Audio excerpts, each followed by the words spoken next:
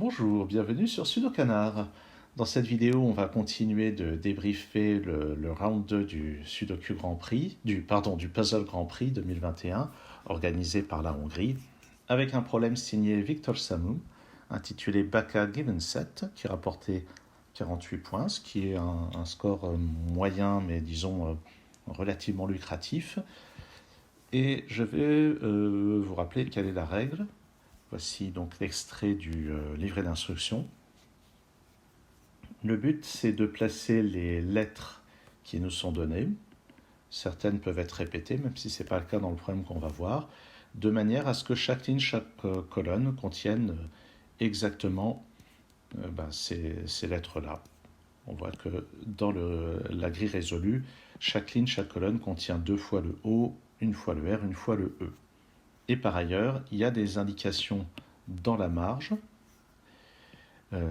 Des indications de type lettre, c'est la première lettre qu'on voit dans la direction correspondante, sachant que ce n'est pas forcément une lettre donnée au départ, il peut y avoir une case noire à la place. Et donc les cases qui sont noircies, les autres cases doivent être noircies, forment éventuellement des suites de cases noires consécutives, et c'est ça qui est indiqué dans les indices numériques. Par exemple, ce 2 indique qu'on a juste 2 cases noires consécutives, alors que c'est 1 ici, ce sont des groupes d'une case noire dans cette direction. Donc ça, c'est du Japanese Puzzles, et ça, c'est du Easy as ABC. Donc on a une sorte de variante entre deux types de jeux logiques. Et comme les autres problèmes de ce round, on a une thématique autour des cœurs et du love. Et voici donc à quoi ressemble le problème à résoudre. Alors pour commencer, on va appliquer de la logique de type ces Japanese puzzles, où il faut noircir en fonction de ce qui est là. Regardons par exemple ce 1 et ce 4. Il va y avoir un groupe une case noircie, puis de 4 cases noircies. Si on va le plus vers le haut, la case noircie va être ici, puis il y a une case blanche, puis il y a 4 cases noires. Donc le plus vers le haut possible pour les 4 cases noires, c'est ici, le plus vers le bas, c'est ici, donc on est sûr d'avoir une case noire à cet endroit-là. On peut faire le même type de logique avec ce 1, 3, 1. Le plus vers le haut, c'est 1 ici, blanc ou disons lettre, puis 3 cases noires. Donc le plus vers le haut, c'est 3 cases noires ici. Le plus vers le bas, une case noire ici, une case blanche, 3 cases noires. Donc on voit que le groupe de 3 cases noires, c'est le plus vers le haut par là, le plus vers le bas par là. Donc il y a de toute façon cette case qui est noircie. Et ça va avoir un impact là-dessus, je crois. Peut-être pas tout de suite. Il y a la même logique ici. Le plus à gauche possible, les 3 cases noires sont là. Et pour le plus à droite, une case noire, une case blanche, une case noire, une case blanche, 3 cases noires. Donc on a de toute façon cette case qui est noircie. Alors pour le 2 et le 3, c'est moins direct. Mais on peut remarquer une chose, c'est que la première lettre vue dans cette direction, c'est un L, et ça ne peut jamais être celle-là, ça ne peut jamais être ce L. Donc ça va forcément être une case noire.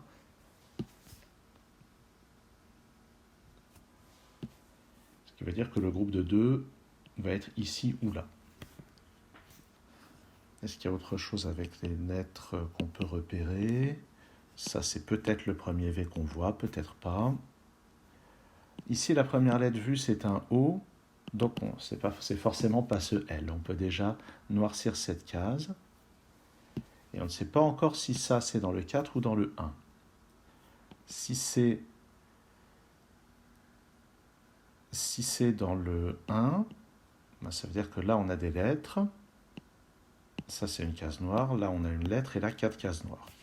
A priori, c'est possible, ou bien le groupe de 4 cases noires inclut ce O. Ça reste à voir. Alors, notez que si jamais je décidais que le L ici est celui qu'on voit en premier, ça ferait 3 cases noires ici, ce qui contredirait les indices là. Donc ce L n'est pas le premier qu'on voit, et comme il y a un seul L qu'on voit dans cette grille, ça veut dire que ça c'est une case noire. Et on peut maintenant se demander comment sont répartis le 2, le 1 et le 2. On est sûr que ça fait partie du 2. Est-ce que ça c'est 1 ou 2? Et en fait, je crois que les deux sont possibles. On peut avoir 2, 1, 2, et puis là des lettres. Ou bien 2, ça c'est le 1, et puis là 2 ici. Oui, les deux sont envisageables. Donc ça n'est pas décisif. Notons que le L qu'on voit ici peut très bien être celui-ci a priori, puisque ça mettrait 3 cases noires ici, ce qui est cohérent avec cet indice. Auquel cas, le 2, ça sera là ou là, et il y a deux cases, il y a deux vraies lettres ici. Qu'est-ce qu'on peut voir d'autre? Ce qu'on peut voir d'autre, c'est qu'il y a un de ces V ici qui est forcément faux. Donc il y a forcément une case noire ici ou là, et ça sera forcément un 1. Et alors, si ce V est réel, forcément le O va être dans la première case. Mais si ce V est noirci, à cause de cet indice 1, j'ai forcément une vraie lettre ici, donc dans les deux cas, j'ai forcément un O ici. Ce qui veut dire que je ne peux pas avoir de O ici, ça c'est une case noire. Et pour tenir compte de ce 3, je noircis 3 cases ici, et je vais devoir mettre une lettre à cet endroit.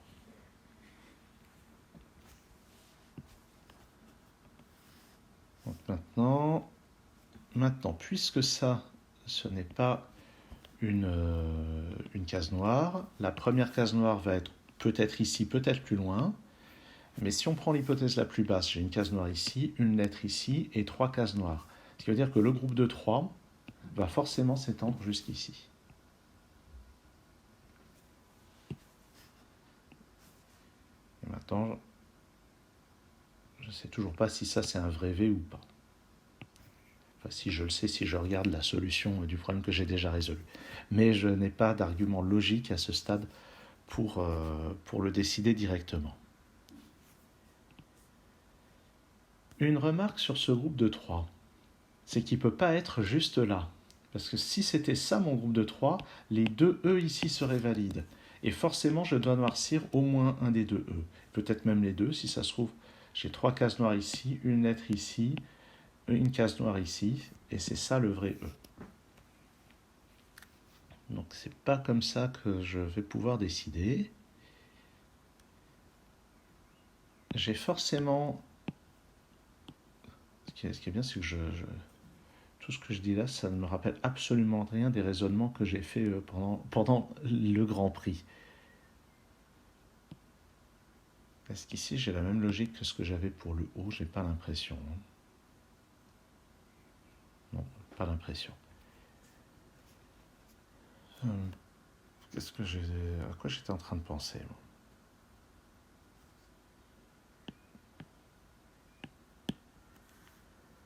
Eh bien, je ne sais pas ce que j'étais en train de penser. Mais ce qui est assez amusant, c'est que sur cette ligne, le E va forcément être dans une de ces 3 cases. Il ne peut pas être là, le E. Donc il va forcément être dans une de ces 2 cases. Auquel cas, le E correspondant va être faux. Donc j'ai forcément ce E ou ce E qui est noirci, mais ça je le savais déjà.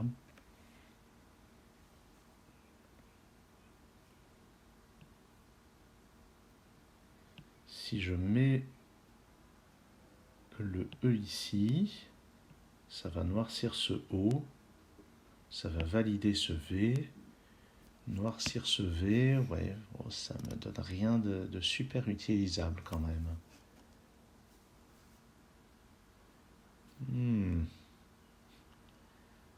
Qu'est-ce que je vais pouvoir dire?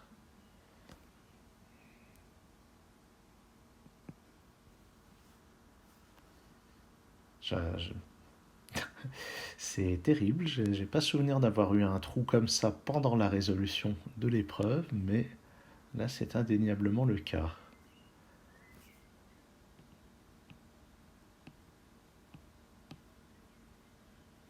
Ce qui est assez intéressant, c'est que si je mets mes 3 cases noires ici, le 1 et le 1, ça sera forcément là et là. Ce qui veut dire que mon 4 ira jusqu'ici et je devrais noircir ça. Ouais, c'est vrai, mais la belle affaire.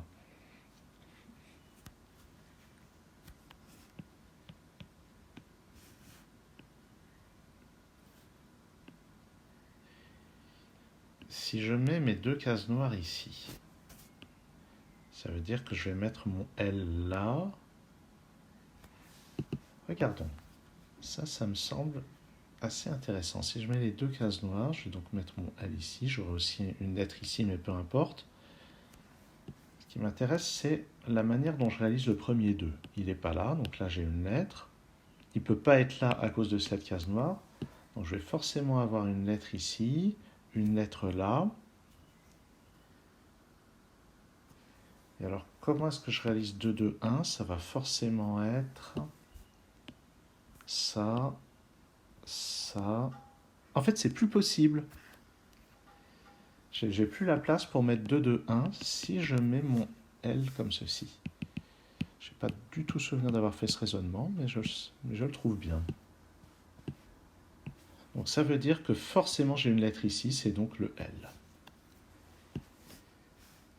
Donc, j'ai pas la place ici pour mettre 2 cases noires, donc ça c'est forcément une case blanche, ou disons une lettre. Et ça c'est forcément le 2. Maintenant, donc ça c'est forcément le 2, ça c'est forcément le 2, et j'ai le 1 entre les deux, donc le 1 est forcément là. Et maintenant j'ai une lettre ici, une lettre là, une case noire ici, une case noire là. Et tout ceci est réalisé. Tiens, je devrais peut-être noter ce qui est réalisé. Ce L, ce O sont réalisés. Donc maintenant, là j'ai des lettres. Et le fait que j'ai une lettre ici, ça précise les choses pour ce 3. Donc le 3, c'est 3 cases noires comme ceci. Si j'ai une lettre, ça ne peut pas être un E. Donc j'ai mon 4 comme ceci. J'ai une case noire ici, et ça c'est des lettres. En particulier, ça c'est un E. Et ça c'est un L. Donc ça n'est pas un L. Ah oui, d'un seul coup, ça avance bien. Là, j'ai 3 cases noires consécutives, donc ce 3 est réalisé. Ça, c'est un vrai V. Donc ça n'est pas un vrai V. Donc mon groupe de 3 est fait. Ça, c'est une lettre. Donc mon groupe de 2 est là. Et ça, c'est des lettres. J'ai une case noire ici, forcément, pour satisfaire ce 1. Par contre, pour ce 2, j'ai encore 2 possibilités. Notons que ce E m'empêche de mettre un E là. Je ne peux pas mettre un E ici, puisque s'il y a une lettre, c'est un O, donc le E est forcément là. Voilà, maintenant ça devrait se décanter un peu. Si on regarde ce 3 et ce 2, il n'y a plus qu'une seule manière de les réaliser, comme ceci et comme ça. Et j'ai donc des lettres dans ces cases-là.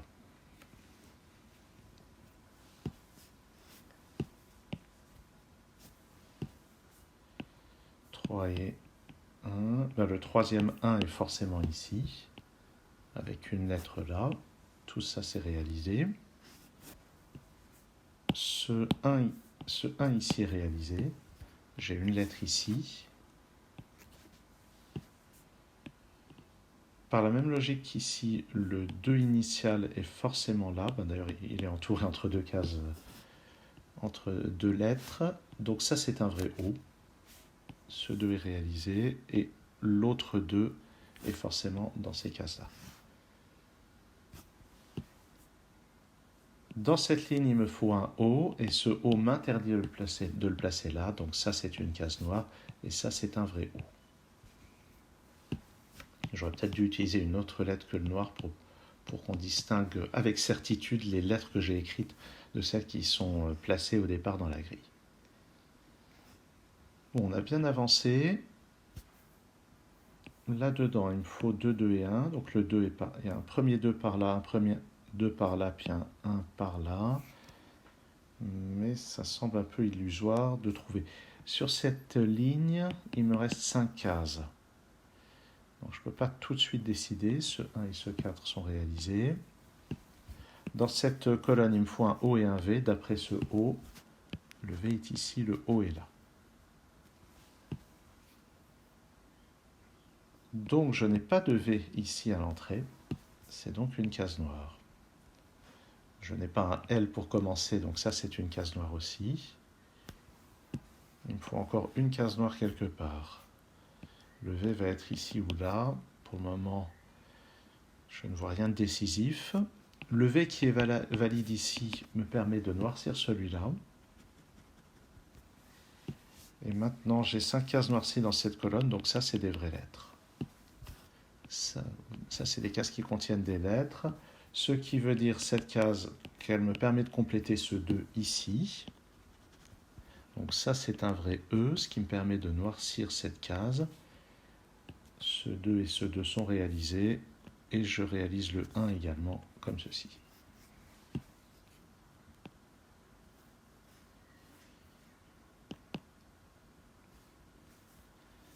Bon, ça commence à se préciser tout ça. Je dois avoir un V et un L là-dedans. D'après ce V, c'est un L là, un V ici. Ça permet de noircir celui-là. Maintenant, sur cette ligne, j'ai 5 cases noircies. Tout le reste, ça doit être des lettres.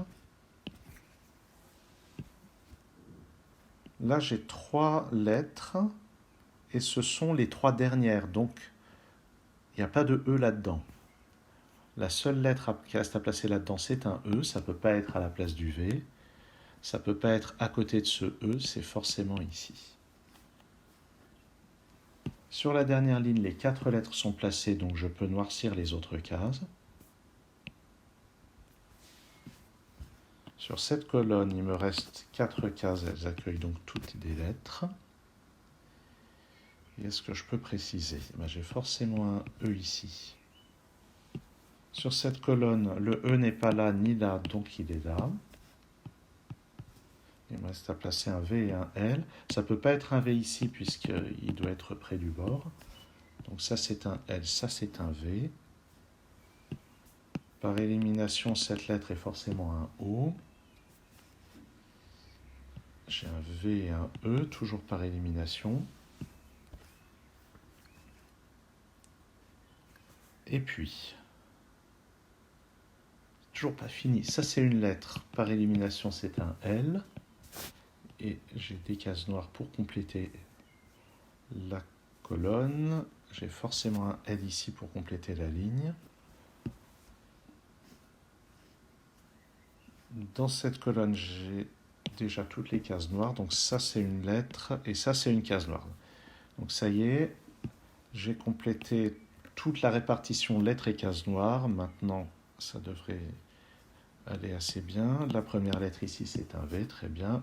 Donc ça, c'est un O. Ici, il me faut un V et un L. D'après ce L, c'est comme ça. Et puis, bon, le reste ne nécessite probablement pas que j'entre dans le détail. Ça, c'est un V. Ça, c'est un V aussi. O pour satisfaire cet indice qui aura fini par servir, sans quoi il y aurait eu 2 solutions. Et voilà. Et ça résout complètement, ça ressemble à ce qu'il y a à côté de moi, oui, très bien. Donc ça résout complètement ce Bakker-Given set, qui est très bien posé comme problème. Pas si simple, hein. 48 points, ça me semble presque sous-évalué. Il me semble que je l'avais résolu plus vite lors de l'épreuve. J'aime bien les logiques différentes qu'on emploie pour arriver à cette résolution. Et surtout cette combinaison entre le jeu Easy as ABC et le Japanese Puzzle, c'est vraiment très intéressant. Merci d'avoir suivi cette vidéo. À très bientôt sur Sudokana.